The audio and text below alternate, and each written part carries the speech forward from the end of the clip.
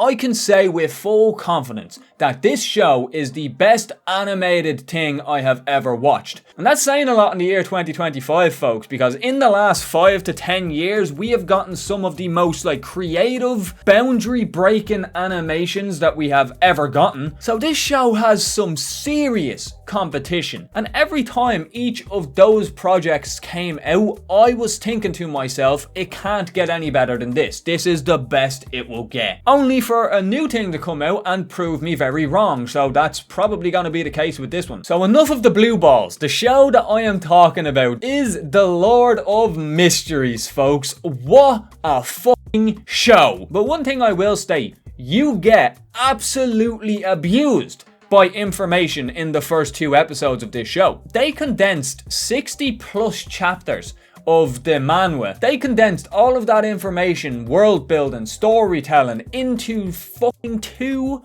episodes of an anime. And at first I was terrified. Not only because I'm a slow reader, but because I knew I was going to be getting hit with so much information, and at the same time, because I'm a slow reader, the fact that it was Chinese scared the shit out of me. If you think I talk fast, if you think the Irish people in general talk fast and you need me to slow down for you, try watching a Chinese anime. Brother, it's like an F1 track in your mind. Because sometimes they're speaking in Chinese, everything's fine, blah de blah de blah. It would be like a 4-word sentence, but in Chinese it would be a lot longer. So you have a lot of time to read that. But then you get hit with a fucking paragraph of text about vital information, and for some reason the Chinese language decides to fuck me, because you might have about 11 to 12 words on the screen, and the Chinese language just turns around and uses 2 fucking syllables and moves on to the next one. It is hard to keep up with that language sometimes. And then couple that with the amount of fucking information that is thrown down your throat in the first 2 episodes, it is a recipe for disaster. But tell me why it actually worked. I understood what the fuck was happening. When the show starts, we see a man who just offed himself, waking back up. But the consciousness that is now in this body is not the original person that was there beforehand. He's gone. He sent himself to an early retirement, if you will. This new person that is now inhabiting this body is from our world, basically. He is a software engineer from our world. He went to bed one day and then woke up as Klein. And this is when the differences between this show and other isekai in the genre start to show themselves. This man actually has access to the original Klein's memories. Not all of them, that is something that he kind of picks up along the way, but he has the base memories of who his sister is, who his brother is, but he has these little breadcrumbs of memories from the original Klein that help him kind of hide in plain sight and make it seem like he is still the same person. Now, this world that he is born into is nothing like his original world. He is reborn into a multiverse type of Victorian England, and to put it in layman's terms that people of our generation will understand in a heartbeat, everything to do with astrology signs like Scorpios, fucking Capricorns, healing crystals, tarot cards and stuff like that, all of it actually does have magical power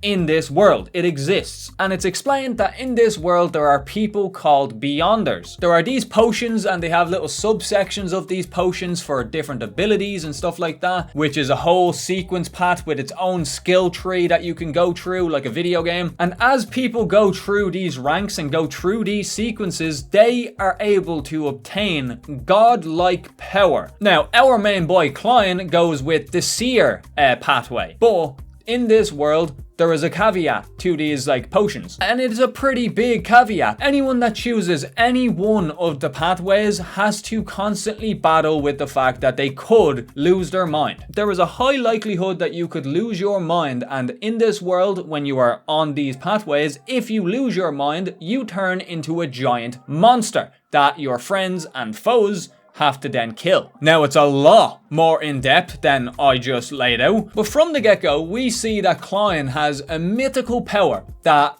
at this point in time, we have no fucking clue what it is. It is basically just referred to as the fog, the grey fog. And in this domain, he is able to conjure up whatever he fucking pleases. Now, the grey fog is not really explained, and it is one of the main mysteries, why does this character have grey fog?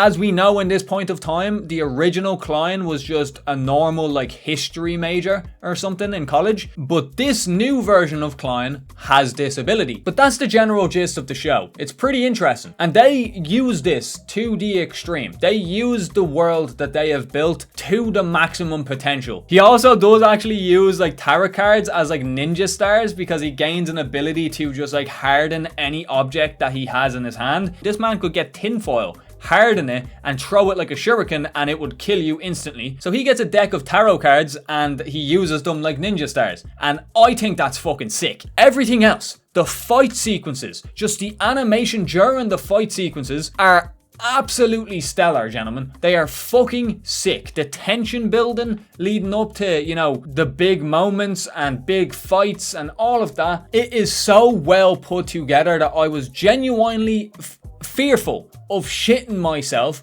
with how tense my body was during watching it. The best thing about this show is not only just the animation, it's the fact that there is always a mystery. Everything is never fully explained. Now that I got all that out of the way, it's time to glaze, gentlemen. It is time to slobber on that knob. I don't even know where to begin when explaining how fucking beautiful this animation is. Like, I'm just gonna put it on screen. Have a look right here. Need I say more, gentlemen? Like, just look at this shit. Beyond impressive for an animated fucking show. Specifically, the final two fucking fights, bro. Look at what I'm showing you on screen. It's not going to spoil anything, because if you understand what the fuck is going on in this fucking frame, just based off of what I explained at the start, first of all, I deserve a medal for being the best storyteller ever, but secondly, I do not even think that is possible, so don't worry, you're not spoiled. It had me on the edge of my fucking seat, folks. You know, from a show that I was so worried about starting because of how information heavy it was in the first few episodes, to make me feel like my heart was about to fucking explode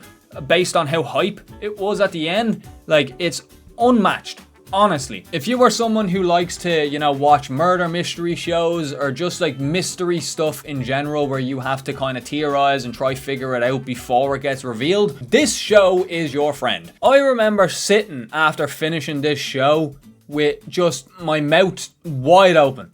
My mouth was agape. I'm not gonna lie, I was ready for that sweet dom. And it is very rare for me to actually have any sort of like kind of verbal reaction to a show when I'm just watching it by myself. Like, yeah, I might be having the inner dialogue and stuff, but when it comes to like audibly like doing something, like say if I gasped at a certain moment or yelling at the screen because a character's being annoying or something, like that rarely happens for me. But when it does, that's when I know I just watched something special. The main thing that made me audibly gasp, moan, cream, if you will, is the animation. The animation near the end of this fucking show, folks, is so beautifully put together and so beautifully animated, and there's so much shit going on, but at the same time, you can see clearly what is going on. It had me vibrating like a fucking rose toy. Like, I was fucking ecstatic at some of the moments I've seen. Because like at first, watching this show, I was like, yes,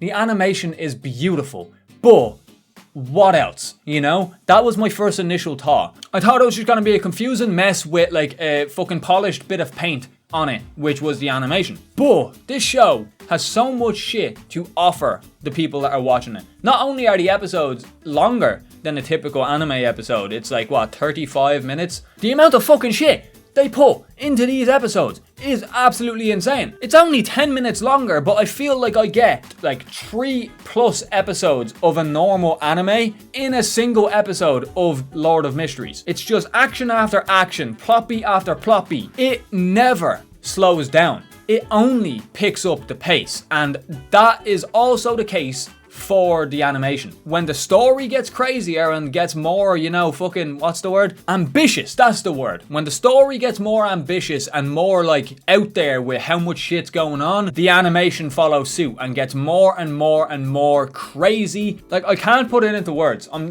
ranting so much because I'm trying to put them into words, but I'm just gonna keep showing clips here and there on screen so you could gauge what I'm talking about. Like, It's fucking impressive, man. It is crazy. It is definitely one of the best, if not the best, animation I have ever seen. Even though, again, there is fierce competition lately. Everything about it is so cool. Just the world itself is just sick. There's this like red moon that shows up, and when the red moon is at its fullest, every Beyonder's abilities become enhanced and they're stronger and stuff like that. There's just so much to this world, and just the style of this world and the Victorian London type of aesthetic to it. It's just all of it culminated together is just really fucking good. Stellar shit. But yeah, I'm gonna leave it at that, folks. I hope you enjoyed. Leave a like if you did. Comment down below what you thought of the video. Again, leave a like because that actually helps push the video out. So if you enjoyed it and you want to see me more often, do that so more people can find the channel, please. And if you want to follow me on socials outside of YouTube, I have my Instagram and my Twitter in the description below. So